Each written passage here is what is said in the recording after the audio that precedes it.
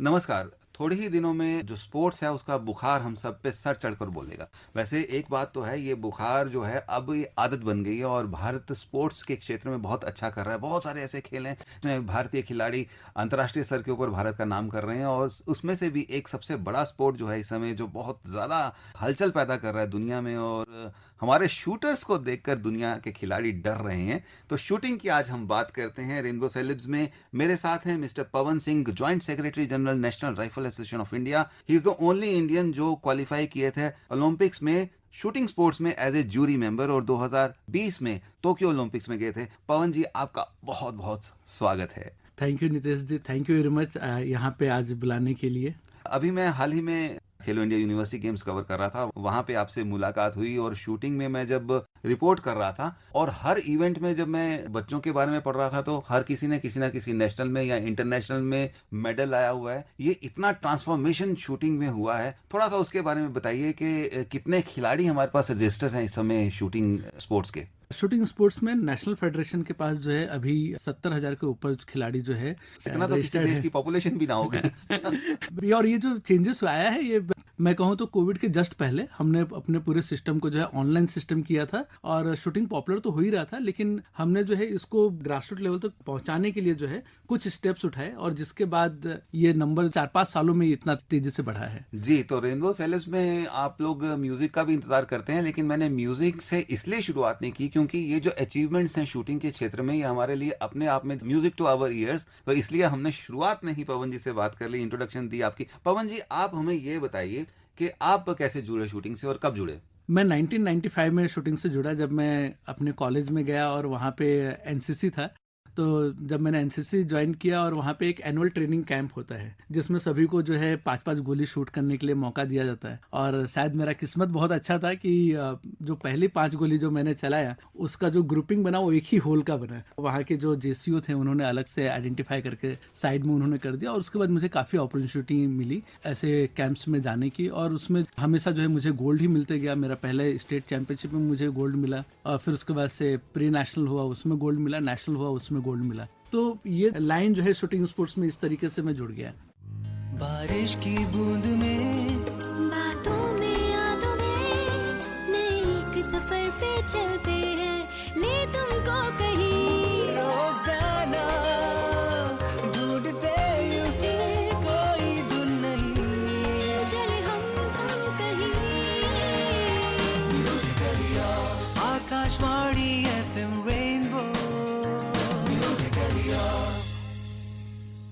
Welcome back to Rainbow celebs और आज मेरे साथ पवन सिंह जी हैं, joint secretary general national rifle association of India. Shooting से जुड़े हैं 1995 से, इस म्यूजिकल ब्रेक में जाने से पहले जो बात हुई थी। और जैसे ही कॉलेज में आए और एनसीसी रखा और शूटिंग बोर्ड को सामने देखा, पहला ही ग्रुप इतना अच्छा बना, 5 के 5 निशाने के ऊपर सीधे। सर, ये टेक्निक कहाँ से सीखी आपने एकदम से सीधा ही इस निशाने पर। शायद किस्मत अच्छी थी उस समय जो भी मुझे कहा गया बस मैं उसको फॉलो करते गया और रिजल्ट सामने था। तो शूटिंग स्पोर्ट्स में मैं तो कहूंगा कि गीता सार एक तरह से कहा जाए तो बहुत महत्वपूर्ण है कि कर्म करते जाओ, फल की चिंता मत करो। तो शूटिंग में भी यही है कि आप अपने प्रोसेस को फॉलो कीजिए, या मेरे ख्याल से हर एक गेम में यही होगा, और उसके बाद रिजल्ट जो है आपके ही फेवर में होगा अगर आपने अपना प्रोसेस सही फॉलो किया है। तो बस यही फॉलो करते जाइए और यही गुरु मंत्र है सभी चैंपियन के लिए। आपने कहा 1995 की बात आपने की और लगभग उस समय के आसपास हमने भी जब खेलों को फॉलो करना शुरू किया, देखना शुरू किया, तो गगन नारंग का नाम सामने आया। एशियन खेलों में पदक उन्होंने लिया और उसके बाद जब हम पढ़ने लगे अंजलि सामने आई, ऐसे कुछ नाम थे जो एकदम से सेलिब्रिटी हुए। लेकिन उन्होंने बात करनी शुरू की कि दिक्कतें भी क्या क्या आ रही हैं, क्योंकि ये स्पोर्ट एक तो महंगा स्पोर्ट है और उसमें एम्यूनिशन भी है इन्वॉल्व, बहुत सारी टेक्निकलिटीज रहती हैं। तो आप हमें बताइए कि किस तरह से टर्न अराउंड लाया इस खेल को आपने, खास से आम लोगों का खेल बना दिया इसे। जी, 1995 में 96 में उस समय जो ये गेम है ये सिर्फ आर्मी या एनसीसी या तो फिर जो खास लोग जैसे कि आपने कहा उनका ही ये गेम कहा जाता था। बाद में जो है जब ये जसपाल राणा, अंजलि भागवत, गगन नारंग, अभिनव बिंद्रा, राजवंत सिंह राठौड़, ये लोग ने जब भारत के लिए मेडल जीतना चालू किया तो सरकार का भी ध्यान यहाँ पे गया। और हमारा गेम में सबसे बड़ा प्रॉब्लम एक तरह से कहूँ तो ये है कि हम खाली स्पोर्ट्स डिपार्टमेंट से डील नहीं करते बल्कि हम पुलिस से भी डील करते हैं, क्योंकि हमारे गेम में जो है बंदूकें यूज होती हैं, गोलियां यूज होती है, जिसके लिए आपको आर्म्स लाइसेंस की जरूरत होती है। जिसका हर एक गोली का आपको रिकॉर्ड रखना होता है और वो आपको पुलिस के पास भी सबमिट करना है, नेशनल फेडरेशन के पास भी सबमिट करना है। तो इसमें जो है पेपर वर्क भी काफ़ी ज़्यादा है। तो ये आपने जब ये बात की तो हिसाब रखना होता है। मैं सुनने वालों को बता दूं, जब मैं स्पोर्ट्स से कवर कर रहा था, जैसे इवेंट खत्म होता है उसके बाद जो खाली कारतूस होते हैं, कार्ट्रिज होते हैं, वो भी प्लेयर को इकट्ठा करना होता है, उसको हिसाब देना पड़ता है। जी बिल्कुल, और खाली कारतूस ज़्यादा डेंजर होता है, क्योंकि अगर आपके पास भरा हुआ पाया जाता है तो ये है कि बाहर मतलब एक मजाकिया लहजे में जब बात करते हैं तो हम बताते हैं कि भाई अगर भरा हुआ है मतलब आप किसी को मारने जा रहे हैं, खाली है मतलब मार के आ रहे हैं। तो खाली जो है और ज़्यादा डेंजर होता है। लेकिन as per the government norms और इसको कंट्रोल रखने के लिए हर एक गोली का हम हिसाब रखते हैं कि कितने फायर हो रहे हैं। आपको बताऊं मैं कि शूटिंग स्पोर्ट्स में हर दिन लाखों गोली फायर होते हैं पूरे इंडिया में, लेकिन एक भी न्यूज़पेपर में ये नहीं पढ़ेंगे कि ये गोली इसको लग गई। लेकिन आप हमेशा न्यूज़पेपर में पढ़ेंगे कि ये शादी में जो है इसने गोली चलाया और उसको जो है उसने दूल्हे का जान चले गया, और खुशी का जो माहौल है वो गम में बदल जाता है। ये इसलिए होता है क्योंकि उनको नॉलेज नहीं है कि गन को हैंडल कैसे किया जाए। और शूटिंग स्पोर्ट्स में सबसे पहले सेफ्टी के बारे में सिखाया जाता है और उनको बताया जाता है कि गन को हैंडल कैसे करना है। बारिश की बूंद में, बातों में, यादों में, नए एक सफर पे चलते हैं, ले तुमको कहीं रोजाना ढूंढते यूं ही कोई धुन नहीं, चले हम तुम कहीं। Akashvani FM Rainbow. Welcome back to Rainbow celebs, और आज हमारे साथ हैं mister Pawan Singh, joint secretary general national rifle association of India. इनके हाथ में वो सारे खिलाड़ी हैं जो अंतर्राष्ट्रीय स्तर के ऊपर भारत के लिए पदकों की बौछार कर रहे हैं। कितना मुश्किल होता है एक नॉर्मल जो नए शूटर्स आते हैं उनको हैंडल करना, और फिर वो जो थोड़े से सेलिब्रिटी स्टेटस में आ जाते हैं। पवन जी, मैं ये बताना चाहूँगा कि जो सेलिब्रिटी भी या टॉप शूटर्स भी जो बन जाते हैं, हमेशा मेरे पिताजी कहते हैं कि जिस पेड़ में जो है फल लग जाता है तो वो झुक जाता है। और वैसे ही जब हमारी ये टॉप एथलीट जो है जब ये बनते हैं, वो उतने ही जो है हम्बल हो जाते हैं, उतने ही स्पोर्ट्स को रिस्पेक्ट करते हैं और उतने ही स्पोर्ट्स को जो है बढ़ावा देने के लिए काम करते हैं।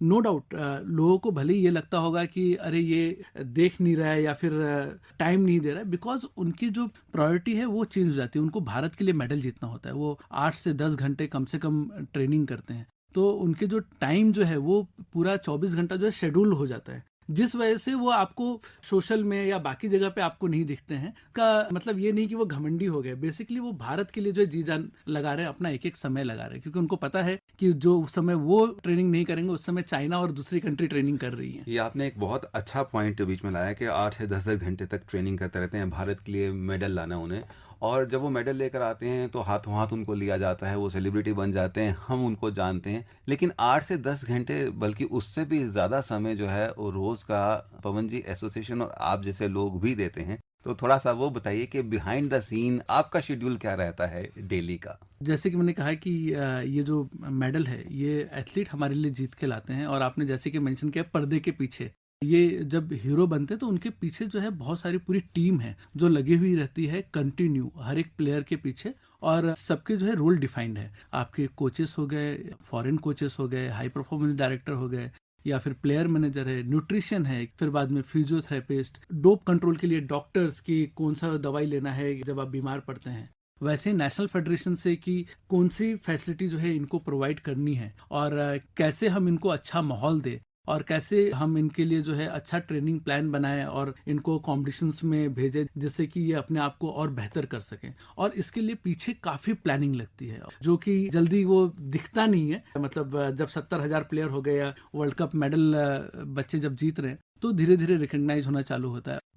बारिश की बूंद में, बातों में, यादों में, नए एक सफर पे चलते हैं, ले तुमको कहीं रोजाना ढूंढते यूं ही कोई धुन नहीं, चले हम तुम कहीं। Akashvani FM rainbow. Rainbow celebs में आज हमारे साथ हैं mister Pawan Singh, joint secretary general national rifle association of India, की जो डीपी है वो राष्ट्रपति जी से अवार्ड ले रहे हैं। पवन जी, एक बड़ा मूवमेंट होगा, जरा उसके बारे में थोड़ा हमारे सुनने वालों को बताइए। कौन सा अवार्ड था, कब लिया आपने, ये 2019 में हमें ये अवार्ड मिला। हमने gun for glory shooting academy, मैं और गगन नारंग जी जो ओलंपिक मेडलिस्ट हैं, हमने स्टार्ट किया था 2011 में। और आपको बताते हुए बहुत ही गर्व महसूस होता है कि एकेडमी के बच्चों ने अभी तक 217 इंटरनेशनल मेडल, जो कि वर्ल्ड कप और वर्ल्ड चैंपियनशिप लेवल पे, और बहुत सारे वर्ल्ड रिकॉर्ड उन्होंने बनाए। और वर्ल्ड नंबर 1 भी हमारे एकेडमी से रहे। और जो भी हमने बच्चे तैयार किए वो टैलेंट सर्च करके हमने उनको नर्चर किया है, और जिसके वजह से ये हमें अवार्ड मिला। और shooting sports, popularisation of sport. हाँ, वो टैलेंट को ढूंढना और टैलेंट को नर्चर करना, इसके लिए जो है हमें ये अवार्ड मिला। कि मेरा प्रश्न जो सीधे लफ्जों में ये पूछूं कि जब टैलेंट सर्च की बात आती है तो क्या एक्सरसाइज होती है, किस तरह से आप टैलेंट सर्च करते हैं, how do you go about scouting for the talent? कल बहुत यंगस्टर्स को भी आप ले रहे हैं, तो किस तरह से आप स्काउटिंग करते हैं इस टैलेंट के लिए? तो टैलेंट सर्च के लिए हमने बहुत सारे अलग अलग पैरामीटर्स हैं। स्पोर्ट्स साइंस भी हम यूज करते हैं टैलेंट सर्च करने के लिए, और प्लस शूटिंग भी एक कंपटीशन के जरिए है कि आप कंपटीशन के जरिए हम टैलेंट सर्च करते हैं। दूसरा है साइंटिफिक इक्विपमेंट, फॉर एग्जांपल कि रिएक्शन टाइम उसका कैसे है, कि उसने टारगेट देखा, उसके बाद गन का अलाइनमेंट, और ब्रेन से सिग्नल ट्रिगर फिंगर तक गया, और उस कितने कम माइक्रो सेकेंड में वहां तक गया। तो जैसे कि आपका जो रिएक्शन टाइम है वो हो गया, फिजिकल फिटनेस हो गया, फिर उसके बाद से आपका हार्ट रेट, कि आप प्रेशर के बाद आपका हार्ट रेट कितना चेंज होता है, नॉर्मल सुबह उठने के बाद आपका हार्ट रेट क्या है। तो इस प्रकार की जो है हमने 12 टेस्ट हमने डिजाइन किए हुए हैं। वो टेस्ट करने के बाद फिर हम बच्चों को सिलेक्ट करते हैं। तो बच्चे आप तक पहुंचते हैं या एसोसिएशन भी है जो बच्चों तक पहुंच रही है ढूंढने के लिए फील्ड में कि भैया हमें और चाहिए? 70,000 तो आपने ही खड़े कर लिए, एक बड़ी खासी एक प्राइवेट आर्मी सी खड़ी कर दी शूटर्स की। लेकिन क्या ऐसा है कि मतलब कोई पहुंचे स्टेडियम में या शूटिंग रेंज में पहुंचे या कॉलेज में या स्कूल में या एनसीसी के थ्रू तो ही उसको पता चल पाएगा, या आप भी इस तरह से कुछ कैंप्स लगाते हैं जहां पर आप इनवाइट करते हैं कि आप आइए और अपनी स्किल्स को, क्योंकि मेले में तो हम टारगेट शूटिंग करते हैं, एक बार भी एक बैलून नहीं फटता हमसे। तो आप किस तरह से करते हैं, ऐसा कुछ लगाते हैं कैंप्स वगैरह? जी बिल्कुल। नेशनल राइफल एसोसिएशन के जो है जो एफिलेटेड होते हैं वो स्टेट एसोसिएशन होते हैं, और स्टेट से फिर डिस्ट्रिक्ट और क्लब लेवल के होते हैं। और हम बहुत ज़्यादा प्रोत्साहित कर रहे हैं ज़्यादा से ज़्यादा रेंजेस ओपन करने के लिए, जिससे कि स्कूल और कॉलेज में ही जो है आपको बच्चों को जो है शूटिंग स्पोर्ट्स सीखने का मौका मिले। अब डिफिकल्टी ये आती है कि उतने कोचेस नहीं है, पीटी टीचर आपको शूटिंग नहीं सिखाते, तो इसलिए जो है हम ऑनलाइन ट्रेनिंग प्लान ट्रेनर तैयार करने की कोशिश कर रहे हैं। इसमें हमारा लक्ष्य है कि अगले 5 साल में 5,000 नए ट्रेनर हम तैयार करें, जो कि पीटी टीचर्स जो है उनको एटलीस्ट बेसिक सिखा सके टेबल पर से शूटिंग करना, जो कि बहुत ही मेरे ख्याल से इजी है। ये कोर्स करने के बाद हो जाएगा, और फिर उसके बाद अब देखिएगा रिजल्ट, ये 70,000 जो है कैसे 70 लाख में चेंज होता है। क्या बात है, मतलब एक प्लान बिल्कुल सामने है बिल्कुल, और उसके ऊपर एग्जीक्यूशन आप कर रहे हैं। और मैं तो चाहूंगा 70 लाख या 70 करोड़ भी हो जाएं। हमारे पास तो नंबर्स की कमी नहीं है, माशाल्लाह 140 करोड़ का मुल्क है ये। जी बिल्कुल। और अगर आप देखें तो अभी जो सिचुएशन है, मतलब आप सरकार की तरफ से देखिए, भारत सरकार की तरफ से या फिर फेडरेशन में जितने लोग हैं, पूरी गवर्निंग बॉडी की, और मैक्सिमम जो है एथलीट ही है, मतलब शूटर्स ही हैं उसमें, तो सबका लक्ष्य बड़ा क्लियर है कि हमें जो है टॉप परफॉर्मर बनना है, और उसी लक्ष्य पे काम कर रहे हैं। बारिश की बूंद में, बातों में, यादों में, नए एक सफर पे चलते हैं, ले तुमको कहीं रोजाना, ढूंढते यूं ही कोई धुन नहीं, चले हम तुम कहीं। Akashvani FM rainbow. Rainbow celebrities में आज हमारे साथ हैं mister Pawan Singh, joint secretary general national rifle association of India से। पवन जी, जब हम ब्रेक में जा रहे थे उससे पहले आपने ऑफ द माइक ये बात कही थी कि जितने भी बच्चे शूटिंग में आते हैं उनकी एकेडमिक्स भी अच्छी हो जाती है, और वो एकेडमिक्स में भी अच्छा करते हैं। जरा वो बताइए किस्सा क्या है? जब आप शूट करने के लिए जाते हैं, बंदूक उठाते हैं, तो हर बार जो है आपको लगता है कि अभी जो मैंने शूट किया है उससे बेहतर जो है मैं और अच्छा निशाना लगा सकता हूँ अगली बार में। तो ये जो है आपको हर बार जो है शूटिंग स्पोर्ट्स ऐसा है जो आपको हर बार मोटिवेट करता है बेहतर करने के लिए, और यही इस गेम की खासियत है। और जब आप बेहतर करने जाते हैं तो आपको पता होता है कि बेहतर करने के लिए मुझे सांस रोकना है, मेरे बॉडी का मूवमेंट रोकना है, कंसंट्रेशन फोकस करना है। और वो जो प्रैक्टिस है वो आप दिन भर में जो है 200 बार 300 बार आप करते हैं, जो आप ब्रेन को इतना ट्रेन कर देते हैं कि जब आप पढ़ाई करने भी जाते हैं या इवन आप ऑफिस का काम कर रहे हैं, तो आप जो है ऑटोमेटिकली आप पूरा फोकस होके करते हैं, जो रिजल्ट लाता है आपके पढ़ाई में भी। और जो रिसर्च किया, जो हमने केस स्टडी किया, उसमें हमने देखा कि जो बच्चे हैं उनके बोर्ड एग्जाम में 10 से 15% 50% हाइक हुए हैं, जो 80 आ रहे थे उनका 90 या 95% तक पहुंच गए, जबकि उनको टाइम जो है बहुत कम मिल रहा है पढ़ाई करने के लिए। तो इसका मतलब पेरेंट्स की लाइन लग जाती होगी आपके दफ्तरों के बाहर के, भैया मेरे बच्चे को शूटर भी बना दीजिए, क्योंकि अल्टीमेट उनका टारगेट जो है एकेडमिक्स की तरफ ही होता है। ये एक त्रासदी है भारत में, क्योंकि हम खेलों को उतना प्रोफेशनली नहीं लेते जितना कि हम सोचते हैं कि एकेडमिकली बच्चे को अच्छा करना चाहिए। अब थोड़ा सा पहले से जो है सिचुएशन चेंज हुआ है, और अब जो है जब पेरेंट्स आते हैं तो वो ये बोलते हैं कि हमें जो है स्पोर्ट्स, जैसे कि 70,000 लोग हैं, हमें पता है कि हर बच्चा जो है मेडल नहीं जीत सकता, लेकिन वो फिर भी स्पोर्ट्स कंटिन्यू कर रहे हैं, क्योंकि जो पर्सनालिटी में जो चेंज आया है, जो उनके मैच्योरिटी लेवल में जो चेंज आया है, वो उससे पेरेंट्स बहुत हैप्पी हैं। तो उनको ये पता चल चुका है कि स्पोर्ट्स सिर्फ ओलंपिक मेडल के लिए ही नहीं, बल्कि अपने लाइफ स्तर को बेहतर करने के लिए भी बहुत जरूरी है, और इसलिए भी लोग स्पोर्ट्स कर रहे हैं। ये तो सोच बड़ा ही अच्छा सोच है। तो रेनबो को जो लोग सुन रहे हैं इस समय हमारे चैनल को, उनको आप यंगस्टर्स को जो आना चाहते हैं इस खेल के लिए, पहले तो आपने बता दिया कि सेहत के लिए तो बहुत हानिकारक है, लेकिन वो डिसिप्लिन की वजह से है, तो आप क्या कहना चाहेंगे जो शूटिंग को एज ए स्पोर्ट लेना चाहते हैं? बच्चे को उनके अंदर क्या गुण होना चाहिए कि वो ट्राई कर सकते हैं शूटिंग में आने के लिए, और उनके लिए चैलेंजेस क्या हैं आगे, और कौन सी राइट एज है आने की? राइट एज शूटिंग स्पोर्ट्स के लिए जो एयर वेपन है उसके लिए 10 साल के ऊपर, और जो फायर आर्म्स है as per the government norms वो 12 साल के ऊपर। और हम नॉर्मली देखते हैं कि वो बच्चा का फिजिक कैसा है, और उसके बाद हम रिकमेंड करते हैं। अगर बच्चे का फिजिक जो है 10 साल में भी अगर वो गन हैंडल नहीं कर सकता तो उसे टेबल पर से शूटिंग कराई जाती है। लेकिन 10 साल से जो है मेरे हिसाब से ये राइट एज है। 10 से 14 के बीच में जो है शूटिंग स्पोर्ट्स ज्वाइन करना चाहिए। और इंफ्रास्ट्रक्चर कैसा है हमारे पास? कैपेसिटी कितनी है? बच्चे आ सकते हैं? अभी जैसे हम दिल्ली के इस चैनल से चल रहे हैं, तो दिल्ली में कैसा इंफ्रास्ट्रक्चर है? बच्चे आ सकते हैं? पेरेंट्स को क्या कहेंगे, कहाँ अप्रोच करें? तो अगर आप एनआरए के वेबसाइट पे या फिर दिल्ली स्टेट एसोसिएशन के वेबसाइट पे भी जाएंगे तो काफ़ी सारे आपको शूटिंग रेंजेस मिल जाएंगे। जरूरी नहीं कि आपको जो है इंटरनेशनल लेवल रेंज की ही फैसिलिटी पे जाना है। 10 मीटर रेंज बहुत सारे छोटे छोटे जगह पे है, बहुत तो सारे schools स्कूल में भी कॉलेज है। में है, और जहाँ पे जो है 6 ओलंपिक मेडल आप जीत सकते हैं, 3 राइफल में और 3 पिस्टल में। तो 6 ओलंपिक मेडल के लिए जो है शूटिंग रेंजेस काफ़ी ज़्यादा हैं, वहाँ से आप स्टार्ट कर सकते हैं। और आपको ये बता दें कि शूटिंग के लिए जनरली हम ये कहते हैं कि किसी खिलाड़ी की जो है ना, खेल की उम्र बहुत कम होती है। खिलाड़ी की अपनी उम्र तो काफ़ी होती है, लेकिन एक्टिव स्पोर्ट्स में उसकी उम्र काफ़ी कम होती है। कंपटीशन भी होता है, और एज के साथ आपके रिफ्लेक्सेस कहीं ना कहीं कम हो जाते हैं। लेकिन शूटिंग शायद एक ऐसी स्पोर्ट है जहां पर आप काफ़ी यंग एज में शुरू करके काफ़ी लंबा चल सकते हैं। तो हमारे पास सबसे ज़्यादा बड़ी उम्र का अंतर्राष्ट्रीय शूटर कौन है इंडिया में? आप देखेंगे शूटिंग स्पोर्ट्स में, जैसे कि अभी हम बात कर रहे थे 10 मीटर का, इसमें आप देखेंगे ज़्यादातर यंग बच्चे हैं, स्कूल और कॉलेज के बच्चे हैं जो वर्ल्ड नंबर 1 है या फिर नए चैंपियन है,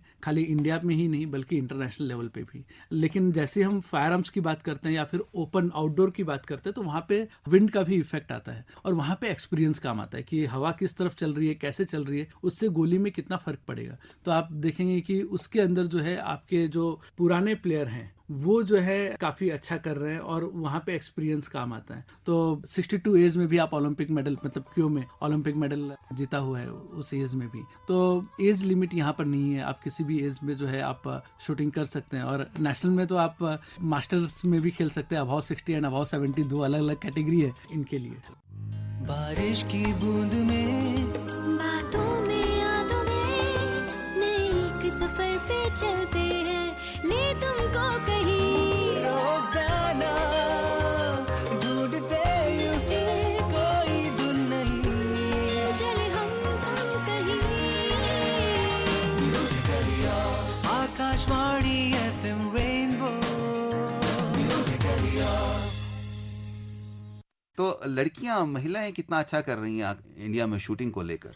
बहुत ही ज़्यादा अच्छा कर रही हैं लड़कियां शूटिंग स्पोर्ट्स में। और अगर आप मेडल टैली भी देखेंगे तो लड़कियों का योगदान जो है काफ़ी ज़्यादा है, और उनसे इस बार हमें उम्मीद है कि ओलंपिक में जो है लड़कियां शूटिंग में काफ़ी अच्छा करेंगी। वर्ल्ड कप और वर्ल्ड चैंपियनशिप में तो जीत ही रही हैं, और इस बार जो है ओलंपिक में मेडल जीत के नया रिकॉर्ड करेंगे। तो चलिए, हम 2024 का पेरिस का इंतजार करते हैं। वहाँ पर हम महिलाओं से भी एक्सपेक्ट कर रहे हैं, शूटर से, और आपने कहा है तो ज़रूर आएगा मेडल। कोशिश जारी है, सरकार से लेके फेडरेशन से लेके हर एक टीम मेंबर दिन रात हमारा जारी है कि हम अपना बेस्ट करें। पवन जी, हमारे पैरा एथलीट्स भी बहुत अच्छा कर रहे हैं, तो शूटिंग में किस तरह के पैरा एथलीट्स आते हैं और कितनी फैसिलिटीज हैं हमारे पास? आपने कहा 70,000 हमारे पास रेगुलर प्लेयर्स तो हैं, उसमें पैरा शूटर्स भी है, बीच में मिले हुए हैं। पैराशूटर्स भी अभी पिछले कुछ सालों में काफ़ी ज़्यादा बढ़े हैं और काफ़ी अच्छा कर रहे हैं इंडिया के। और मैं आपको बताना चाहूँगा कि इसमें जो है अलग अलग प्रकार की कैटेगरीज होती हैं। हाँ, उसमें जो है सर्टिफिकेशन होता है और हर एक जो भी सर्टिफिकेशन के हिसाब से उनकी कैटेगरी ही अलग होती है।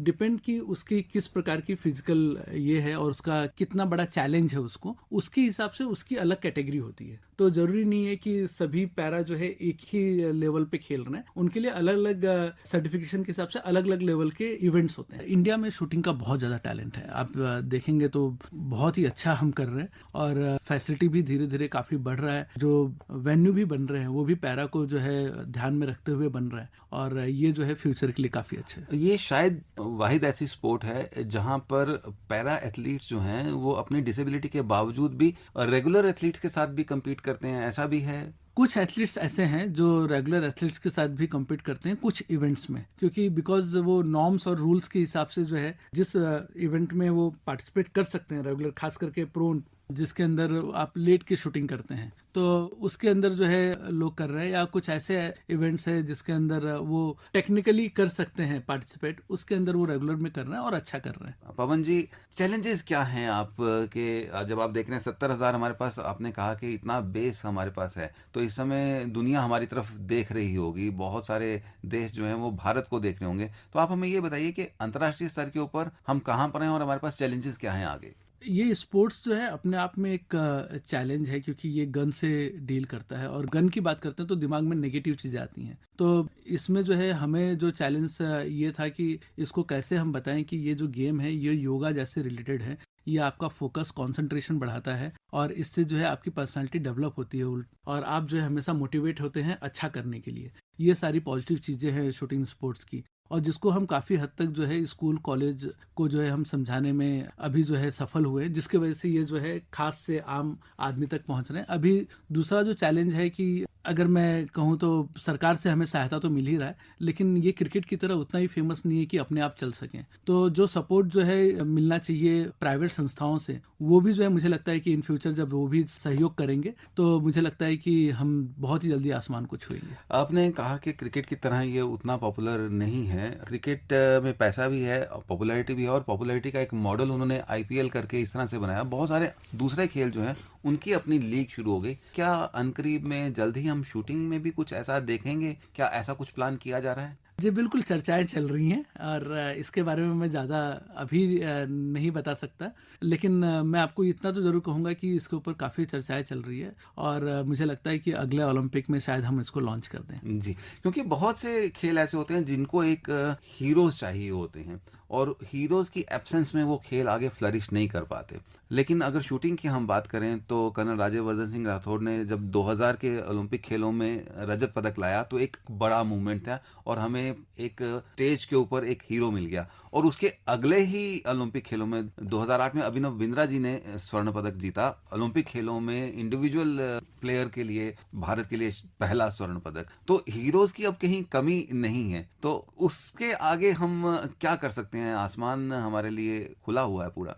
जी, तो हम जो है वहीं पे रुकना नहीं चाह रहे हैं। हम चाह रहे हैं कि आगे जो है मतलब एक ओलंपिक में 2 मेडल आ चुके हैं या गोल्ड जीत चुके हैं, 2 गोल्ड जीतने की बारी है। तो बेसिकली मेहनत इसलिए हम कर रहे हैं कि हम उस लेवल तक जाए, और उस लेवल तक जाने के लिए जो फैसिलिटी और जो नीचे जो आपको बेस चाहिए उसके लिए आपको दिन रात काफ़ी ज़्यादा मेहनत करना है, क्योंकि बाकी सभी कंट्री मेहनत कर रही है और हम भी जो है मेहनत कर रहे हैं और हमें उम्मीद है कि हमारा लक्ष्य बहुत ही जल्दी पूरा होगा। बारिश की बूंद में, बातों में, यादों में, नए एक सफर पे चलते हैं, ले तुमको कहीं रोजाना ढूंढते यूं ही कोई धुन नहीं, चले हम तुम कहीं। Akashvani FM Rainbow. Welcome to Rainbow celebs. और आज हमारे साथ पवन सिंह जी हैं, joint secretary general national rifle association of India के। बहुत विस्तार से हमारी बातचीत हुई है पवन जी, हर मुद्दे के ऊपर हमने बात कर ली। कुछ ऐसा आपको लगता है जो आप कहना चाहें हमारे सुनने वालों के लिए? क्या बताना चाहेंगे हमारे सुनने वालों को इस स्पोर्ट से रिलेटेड कुछ इंटरेस्टिंग? शूटिंग के बारे में आप मुझसे पूछ रहे हैं तो मैं आपको बताना चाहूँगा कि हमारा इतिहास कैसा रहा और कितनी मजबूत और कितनी गर्व करने वाली हमारे फेडरेशन के नींव रखने वाले जो लोग हैं वो सारे के सारे स्वतंत्रता सेनानी हैं। और ये 17 अप्रैल 1951 में जो है इसकी स्थापना हुई और सबसे पहले जो अध्यक्ष थे वो हमारे लोकसभा के प्रेसिडेंट श्री जी.बी. मौलंकर जी। उसके बाद पंडित गोविंद वल्लभ पंत जी जो नेक्स्ट प्रेसिडेंट बने, और उसके बाद हमारे प्रधानमंत्री श्री लाल बहादुर शास्त्री जी। तो उनको जब हम देखते हैं जिन्होंने देश के लिए जो है इतना जान तक लगा दिया, और उनसे जो है हम हमेशा मोटिवेट होके कोशिश करते हैं कि जो भी हम आज कर रहे हैं वो जो है हम अपने देश की मेडल जीतने के लिए जो हमारे एथलीट हैं वो पूरा जी जान लगा के मेहनत कर रहे हैं। और मुझे पूरा उम्मीद है जब सभी लोगों का साथ है, भारत सरकार का साथ है और कुछ लोगों का और साथ मिल जाएगा तो हम हर बाजी जीत जाएंगे। बारिश की बूंद में, बातों में, यादों में, नए एक सफर पे चलते हैं, ले तुमको कहीं। रोजाना ढूंढते यूं ही कोई धुन नहीं, चले हम तुम कहीं। Akashvani FM rainbow. Rainbow celebrities में आज हमने बात की मिस्टर पवन सिंह से, joint secretary general national rifle association of India, और he is the only Indian who is a qualified Olympics jury member in shooting sport. Pawan ji, इतनी अच्छी मजेदार बातचीत हुई, और एक ऐसा खेल जिसको अगर फर्स्ट इंस्टेंस में लोग कहते हैं शूटिंग करेगा तो शायद डेंजरस हो जाएगा, ये आर्म्स के साथ खेल रहा है, लेकिन इससे शांति का रास्ता कितना अच्छा है। और ये जो यंगस्टर्स हैं, किस तरह से जो शूटर्स हैं हमारे, कितने काम और कंपोज हैं और कितनी मेहनत आपने की है, इस बारे में इस पूरी जर्नी को आपने हमें बताया। बहुत मजा आया आपसे बातचीत करके। चलते चलते आप हमारे सुनने वालों को, यंग शूटर्स हैं जो, उनको क्या कहना चाहेंगे? क्योंकि निराशा हाथ में आती है। आपने गीत सारे आशा वाले चुने हैं, लेकिन शूटिंग एक ऐसा खेल है जहां पर बच्चे 0.001 के डिफरेंस से पीछे रह जाते हैं और कंपटीशन इतना कीन होता है, तो लास्ट तक भी जो कंपटीशन चल रहा होता है सब एक दूसरे के साथ साथ होते हैं और एकदम से फिर पीछे हटना शुरू हो जाते हैं, तो निराशा लगती है। तो उन खिलाड़ियों को और यूथ को जो जरा सी बात के ऊपर हताश होकर अपनी जिंदगी दांव पर लगा देते हैं, उन सबको आप क्या कहना चाहेंगे? मैं यही कहना चाहूँगा कि जैसे कि आपने कहा, मेंशन किया कि मैं पहला और इकलौता भारतीय हूँ शूटिंग स्पोर्ट्स में जो कि ओलंपिक में मेरा चयन हुआ टोक्यो के लिए। मेरा जो पहला कंपटीशन था वो था एज अ बट पार्टी, जो कि जमीन के नीचे जाके, पहले इलेक्ट्रॉनिक टारगेट नहीं हुआ करते थे तो पेपर टारगेट चेंज किया जाता था। तो चेंज कैसे करेंगे? तो जमीन में जो है खड्डा होता था, उसके नीचे हम बैठते थे और फिर बाद में टारगेट चेंज करते थे। एज अ ऑर्गेनाइजर या ऑर्गेनाइजिंग टीम के हिसाब से मैंने काम जो है वहां से मैंने शुरुआत किया। अच्छा, था पहला रोल वो था आपके? पहला मेरा रोल वो था जो सबसे, अगर रैंकिंग वाइज कहा जाए तो लोअर होता है। तो लोग कहते हैं कि ये जमीन से आया है, मैं जमीन से नहीं बल्कि जमीन के नीचे से जो है मैंने काम स्टार्ट किया और ओलंपिक तक मैं पहुंच पाया। वो इसलिए क्योंकि ये सभी एथलीट, सभी कोचेस और सभी ऑफिशियल्स के लिए मैं कहना चाहूंगा, या बाकी लोगों के लिए भी, कि अपने लक्ष्य के प्रति जो है अपना ध्यान रखिए और काम करते जाइए। कर्म करते जा, फल की चिंता मत कर, सक्सेस जो है जरूर मिलेगा। तो इसी को ध्यान में रखते हुए अगर रह भी गया तो अगले इसमें जो है और उठ के और जोर से तैयारी करनी है और आप अपने टारगेट पे या अपने लक्ष्य पे जरूर पहुंचेंगे। बहुत बड़ा संदेश आपने दिया है कि आप अपनी कहीं से भी शुरुआत करें, लेकिन अगर आपने अपना लक्ष्य रखा हुआ है सामने तो उसको आप जरूर भेदने में सफल रहेंगे। करत करत अभियान के जन्मत होय सुजान का आप अभ्यास करते रहेंगे तो कहीं ना कहीं आप जरूर पहुंचेंगे और कहीं पर भी अपने आप को छोड़ने की जरूरत नहीं है, हताशा होने की जरूरत नहीं है। चलते चलते आपकी पसंद का इस गीत के साथ आज के कार्यक्रम को समाप्त करेंगे। मैं यही पॉजिटिव नोट से कहना चाहूंगा कि सभी के लिए जो आपके आखिरी प्रश्न में था कि कर हर मैदान फतेह, अगर आप मेहनत कर रहे हैं तो आप हर मैदान जीत सकते हैं, फतेह कर सकते हैं। ये मैं गाना सुनना चाहूंगा। धन्यवाद बहुत बहुत पवन जी, आप हमारे स्टूडियोज में आए, आपकी पसंद के इस गीत के साथ अपने सुनने वालों को छोड़े जाते हैं। बहुत मुश्किल समय, आपके पास समय नहीं होता और फिर भी आप समय निकाल कर आकाशवाणी आए, आपका बहुत बहुत धन्यवाद। Thank you Nitish ji, thank you Akashvani में मुझे बुलाने के लिए, और मैं अपने आप को बहुत सौभाग्यशाली समझ रहा हूँ कि आपने मुझे यहाँ पे बुलाया। बारिश की बूंद में, बातों में, यादों में, नए एक सफर पे चलते हैं, ले तुमको कहीं। रोजाना ढूंढते यूं ही कोई धुन